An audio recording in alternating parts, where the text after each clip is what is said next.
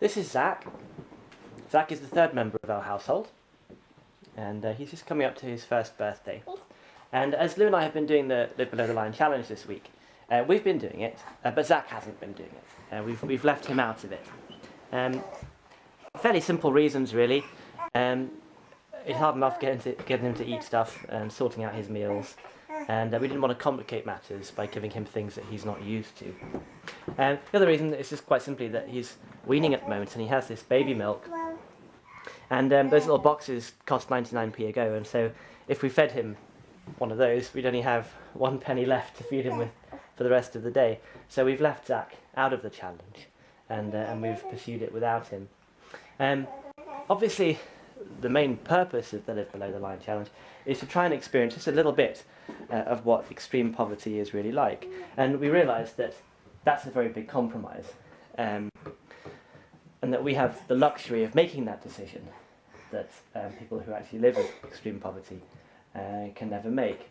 And that is a massive privilege. I think one of the hardest things about living with extreme poverty and living on that genuine budget of £1 a day, not just for food but for everything, for your housing and your healthcare and your energy and your transport, the whole works.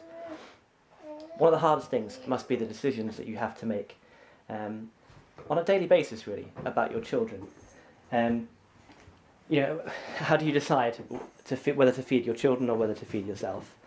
If you've got 5 children and you've only got enough to send one of them to school, well then who do you send? Do you send the oldest? Do you send the one that's got seems to have the most potential? How on earth do you decide those kind of things?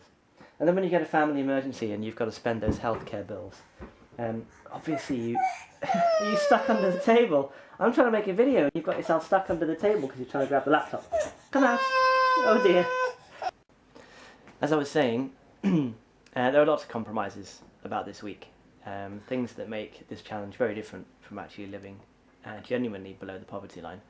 I think of all different sorts of things that we've done. Really, we've bought our food from a supermarket. We haven't had to sort of shop far and wide to find the cheapest stuff. We used an online comparison site to find the cheapest goods. And of course, it's only food. We're not talking about all those other things that we use.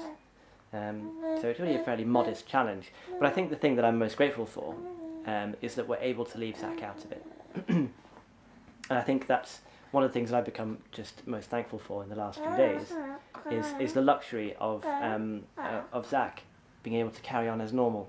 And I think that must be one of the hardest things about living with extreme poverty, is those choices you make for your children, and being so helpless to provide for them and to give them the things that you'd love them to have. Zach has so many things that he can look forward to. We have such a safety net behind us if anything goes wrong, and I'm just all the more thankful for those things.